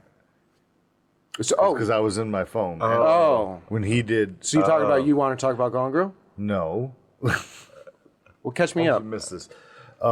He did... I'll go down the list. Just go. I'll go down the list. So Deon recommended The Dark Knight. Joe recommended One Flew Over the Cuckoo's Nest. I recommended Scarface. Then Deon recommended Harry Potter, The Order of the Phoenix. And Joe gave us Die Hard. After that, I did Nightmare on Elm Street 2.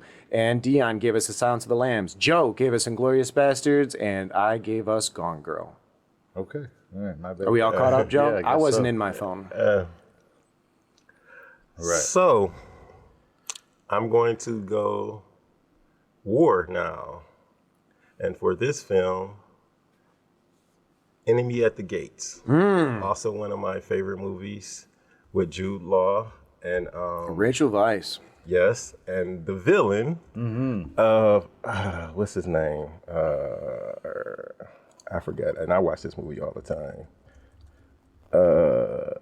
Ed Harris. Ed Harris. Hold on, stay out of your phone. Oh, my bad. Be in our phones, Yeah. Brad. Ed Harris. No, I just forgot his name. No, yeah, Ed Harris is amazing. No, please go on your phone. I was being cheeky. But I stumbled across that film because I think when I was watching it, it just kept flashing. And I was like, what the heck is this Enemy at the Gates that they keep just putting up there? And that's like a watch this type of movie. And then I finally watched it and I was like, oh, wow, this is like a great film. You know, it was good, yeah. The ensemble was good between them four characters. I think Joseph Fiennes Fiennes was in it. And Ed Harris, I've never seen him with a character like that. No, and he is brilliant as a villain. Another good one he did as a villain was like Snowpiercer, which we talked about. And The Rock. Yeah. Because his character was... Yeah, and The Rock, yep. Oh, yeah, he was in The He was Rock. the villain in The Rock. He was the righteous colonel. He felt he felt righteous. Yeah, he was so righteous for God and country. Yeah, Yeah. he's... My microphone Ed moved Harris on is its own. Amazing. But in this film, like, I think the moment that made him like an iconic villain to me was when he killed this little boy. He was giving him chocolate to help him find the sniper played by Jude Law. And then he always was a step ahead of him, he kept saying. And then he finally figured out that the boy was giving him the information of where he's at. So he ended up killing him. And Rachel Weisz. The child was a double agent. Yeah. Right? Yeah, I don't remember a lot. I've not seen that since theaters, and that came out in 2001. And I remember like being blown away when I saw it. I've seen it a few Because times. he's a sniper, and they get like, I mean, it's pseudo chamber piece too, isn't it? Like, doesn't he get locked in the like they're in a stare down for a good amount of it, right? Because of the sniper situation. Yeah, because he fell asleep when they were storming in the war. He fell asleep, and Ed Harris seen the little glare from his sniper scope or whatever. He thought it was him, but it was just somebody just laying there. He thought he was dead, but he was just asleep the whole time. Then he ended up getting out of there. But I feel it all took place pretty much in the pits, right? What do they call it? Foxholes. Foxholes, Yeah, so it's very confined, but they're moving around. They're moving. Right. Yeah. But there is a point where they're caught up. But it's not, I wouldn't go chamber piece on it. Yeah, But not totally. It has that feeling to it, though, I guess. Because so I guess I was just trying to recall, because I couldn't remember how much. I wasn't necessarily trying to classify it as a chamber piece, more or less just trying to recollect how much of it was moving around. Because it was all on war grounds, pretty much. Yeah. I'm not usually a war movie fan, because I think a lot of them tend to be very similar. Like, you know, the team that you start with is the team you need to root for, so either you're going to win or they're going to lose, and then, But this movie broke the mold on it, and because there was nothing similar, to it. It was about, the face-off between two opposing characters as opposed to two opposing forces. Yeah.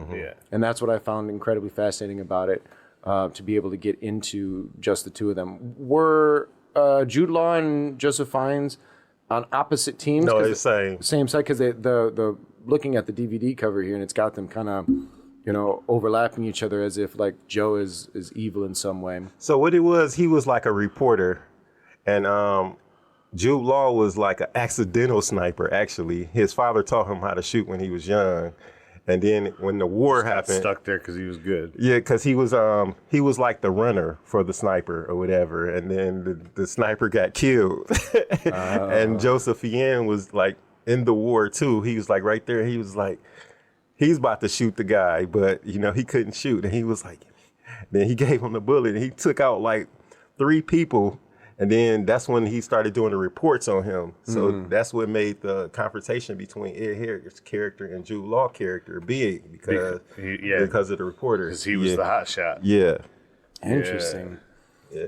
One of my favorites. Yeah, that's a good pick. I haven't really talked about that movie in a very long time, and I'm glad to see it here. Joseph. So let's see here. Oops, that should be off. I got a couple left. Yeah, I'm just going to do it even though you mentioned it. We're going to go with Kevin Spacey as John Doe in 7. John Doe in 7. Yes. Just amazing performances throughout this whole movie. It's a great ensemble, just like the one you're mentioning. But yeah, it's just so villainous. And just the chase is there. There's the longing to want to see him, and then the reveal and how he just walks up because he's done. Everything's been handled. And yeah. What I love about that character is twofold. One, the villainy of the character is in the legacy. Yeah, the right? fortitude of the you planning. You see the aftermath throughout the whole movie, and there's really no character to relate to. But then when you get to see the character and you get Kevin Spacey's performance, that monologue it is just equally as villainous and terrifying, that in the hands of a lesser actor could have changed. Like, so if we were to take what I was talking about Cube earlier and change the cast, right?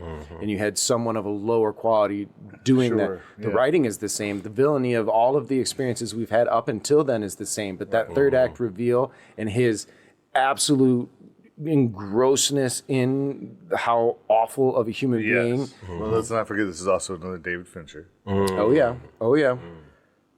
But yeah, that Kevin Spacey performance is just it solidifies the character as being as just evil as it is. Writhing evil, just tasteful. Ugh. Yeah. I'd say art imitating life for him. As we grew to find out, yes. But, hey, I mean, we didn't know then. Yeah. No, we didn't. No, but I mean, that was just an excellent performance. It was very villainous. I love Seven, and I think we've recommended it on the show before. I and believe I think I we'll have, always be and I recommending just- it. yeah, It's just a phenomenal movie. We don't give Brad Pitt that much credit on that. I thought he was amazing. Yeah. He was really good. Oh, Brad Pitt's phenomenal in that. Yeah. That's the movie where I fell in love with him as an actor because I don't know, because The layers of it. Yeah. I mean, I fell in love with him on 12 Monkeys, which we discussed last week. But, Right. But yes, on this one as well, it's around the same time period where he was really stretching his legs, making a name for himself, and he chose really well. I mean, he did have the good fortune of being Brad Pitt and picking well and just hitting. Right. Yeah. So not only was he picking well, but the movies that he chose well did well. Yeah. Like, not all actors have that kind of track record, so it can't just be him. You know, but obviously it was Kevin Spacey, Morgan Freeman, at least on this one. Yeah, Morgan Freeman was so good. Another that was again a pairing That was one that- my first Morgan Freeman experience. Yeah, that was you got to know that's the role that moved him into America's hearts for sure. Like he's had so many, but that one, like, without giving us unwavering morality. without giving a spoiler, because I kind of remember Seven. Didn't something happen with his wife or something? Something does happen with his wife. I kind of. We only do spoilers on the first movie of the show. Oh, okay. Something happened with. I vaguely remember, but I remember his there's facial something. expression that he made because it went yeah, from you got to make it to the end of the movie for that. yeah. You are very correct. I wonder if it was free shipping. Anyways, Brad, here. All right, so I'm going to close this out tonight, and I'm having a hard time because I put a list together, and there's so many good ones here. Yeah. But there was the very first movie and the very first character that I typed down, and I was like, someone's got to mention this. And I honestly thought that I was going to be greedy and mention it first, but then I was like, oh, someone else might mention it. But here we are. We're down to the wire, yeah. Yep. Anton Chigurh. No Country for Old Men. On my list. That was my next one, and we had another one. I ain't gonna hold Man, you. if you want to talk about a soulless killer, Yeah. that motherfucker has a job to do, and that is the only thing he cares about. He is so cold, so calculated. Some of that was in the hair. I'm just Oh, man. wild. No Come over. It was for a chance, though. He gave him a chance, though. Okay, so he flipped the coin. There was always luck involved. You can fix that pretty easy. Looking at a head. Tails. So, Old Country for Old Men, No Country for Old Men is a Coen Brothers movie with Tommy Lee Jones, Matthew McConaughey, Thanos, what's his name? Josh Brolin. Yep. And who played Anton? Javier Bardem. Javier Bardem. Yep. Yes. And it's a Cormac McCarthy book and adapted by the Coen Brothers, who don't do a lot of adaptations, but their adaptations tend to be pretty good. What's amazing about it, and I have since read the book, and the movie is very, very, very close to the book. The plot is really about just some missing money and some people who got involved. And Josh Brolin's character is a happenstance. He happens across this money, and now he knows it's wanted, and he runs for his life. And from there, it's the cat and mouse between him and Anton Chigurh. And you follow Anton a lot more than you would ordinarily following if you were to compare his role to like Machete in Desperado, right? He shows up, you forget about him. You never forget about Anton. He's every other scene he's making his way closer and closer. Danny Trejo. Well, that was the character in Desperado. You're not referencing Machete, though. Oh, that was his name? That was his name. In Desperado. That was his character name. That was his I character thought it was name. lady with, it was man with lady tattoo. He's been Machete. Now, it may have been, but that's the same character. Oh, okay. That character has Rodriguez has spoken on that? Yes, Okay, that character has just evolved. That's awesome. Yes. Because that joke, it was his second appearance as Machete was in Spy Kids before it was in the trailer for Grindhouse. Grindhouse. Correct. He's Uncle Machete. But yeah, No Country for Old Men. That's where I went wrong. I skipped Spy Kids. How dare I? Hey, canon, man, canon. Phenomenal performances by the cast. The movie it's just fun. It's not fun. I mean, it's fun to watch, but it's exciting. Yeah. No Country for Old Men. So It's a great movie, yeah. So similarities. He was like, I felt like the Grim Reaper. Very much. He was. If he showed up, you were. Yeah. Like, it took a while for me because he was such a good actor. Like, I didn't even watch any roles unless he was a villain because I wouldn't see him. Yeah. He did so well. I was like, I hate this guy. But I appreciated that he acted so well. He made me hate him that I didn't want to try to see him as a good guy until I was ready to see him as a good guy. He's great though, yeah. Oh my God, amazing. He was great in what's that series that they made a whole bunch of them? And he was a villain. The Avengers? No, more James Bond. Oh, that's right. I thought you were talking about Brolin. Yeah, I was just reading Brolin's name. That's my bad. No, and we are on. We got one more round of this. No, that's it. Now, yeah, right? we're going to go on to mention. We got to roll the Brolin dice. Was definitely on my honorable mentions for Thanos. Oh yeah, right. For Thanos, dude. For like that when I was like, I'm going to do a series. I still hadn't. I was like Alan Rickman or Josh Brolin, and I decided on Rickman. But yeah, Josh Brolin was definitely right there. Both of them. Anthony Perkins for Alfred Hitchcock's Psycho. Okay. As Norman Bates, he was on mine. That's a creepy one. Before we get into discards, let's go ahead and have Deon roll that die so we know what we're watching next week.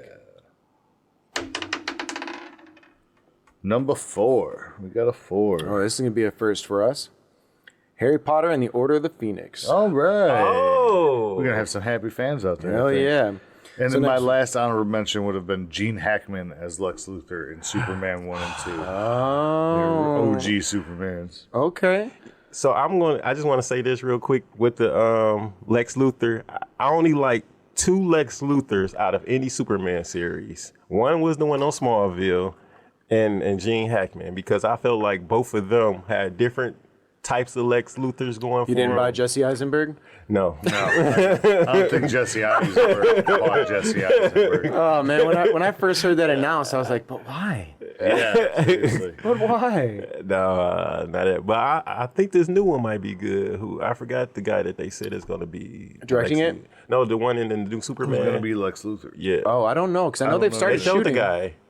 I forgot where he's from. But I might take a look. While I'm taking a look at that, did you Honorable have mentions? any on him? But yeah.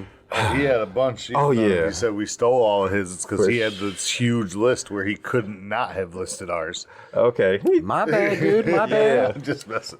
So, was he a villain? So I was about to say Split with James McAvoy is one of my. Oh, 100%. Yeah, he's the 100%. The Brood. so good, dude. Yeah, he's the Horde. The Horde, thank you. Horde, yeah. Yeah, and that was, I mean, I loved Unbreakable when it first came out way back, and they took a nice long time with that story. Like, but there's no way. Now, with the outcome, there's no way. The only thing I would change is Sarah Paulson. Man. Fuck out of Every here. time. Every time. She did play an emotionless doctor pretty well because she's pretty much always emotionless. Is Nicholas Holt is going to be. that what they pay actors for, to show no emotion? That's Yeah. Okay, then she's great. So my other one, like I said, the Avengers, Thanos. Thanos. My other one was a nostalgia kind of for me. It was the Lost Boys, and I felt like they had 2 villains. They on did, that. yeah. Kiefer Sutherland. Yeah, right, and the dude who played Max. I feel like as the actual pack leader. Yeah.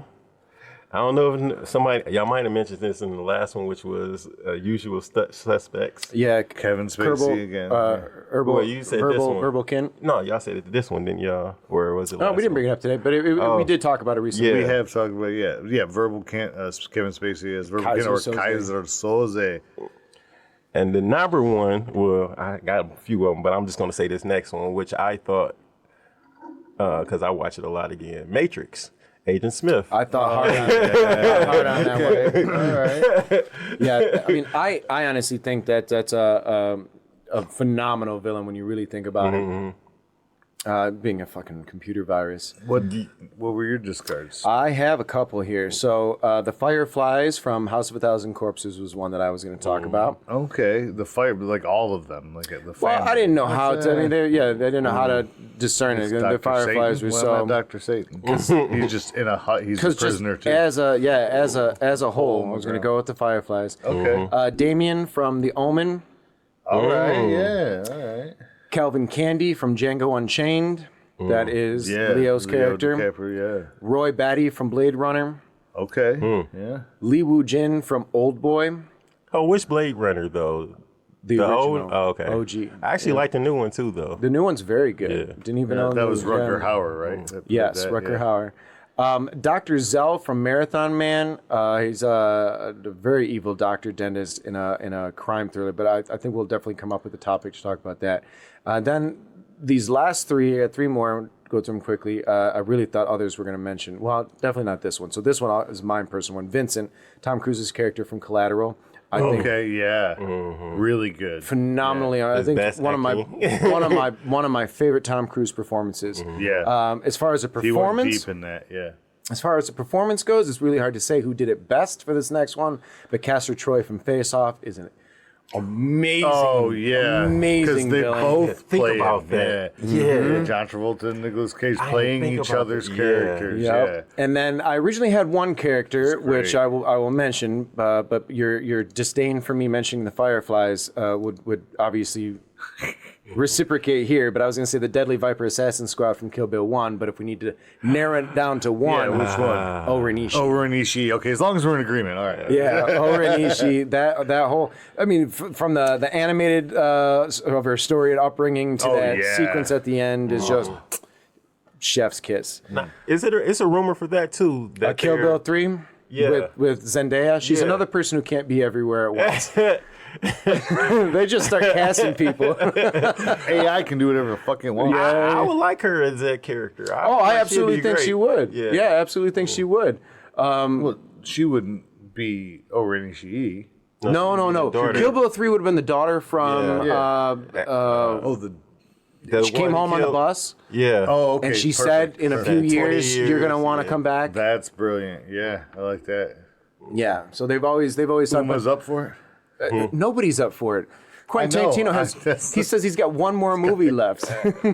That's crazy. Dry as the Sahara, Brad. When I'm as dry as you, I get that. No, I you're get that. supposed What to I'm get saying, the joke. I'm just trying to How am I remind- supposed to get his jokes? I'm just You can't get him when I throw him back at him. I'm trying to get everyone to realize that when they say a new movie announced every day, to stop going, oh my God, look at that. But when it's a good suggestion. Well, you said yourself why it happens. Because if it gets enough traction, that's where they spend their money. So that's why they're doing it. So give it traction. Make it real. let's give it traction. That's how Machete became Machete. Okay? Because then she get her daughter to play the role as her daughter. How would you feel about that, though, a Kill Bill 3? Like, would you want the daughter to be the one that wins? Because you're on the bride's side Here's what now. I think. I like what he said. I think it should be daughter versus daughter. Because remember, she had her own daughter. Oh, yeah. Maybe Stranger dead, so it's Zendaya versus Uma's daughter. Ooh, Maya Thurman. Ooh. Yeah. Person say, now we're talking, aren't we? Right. Okay.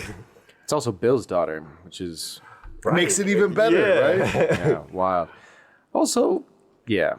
All right, well... Maybe we give Larry Carradine a role in it as Bill's brother, because, well, he didn't really have an acting career till Keith Carradine. Till Bill Carradine died.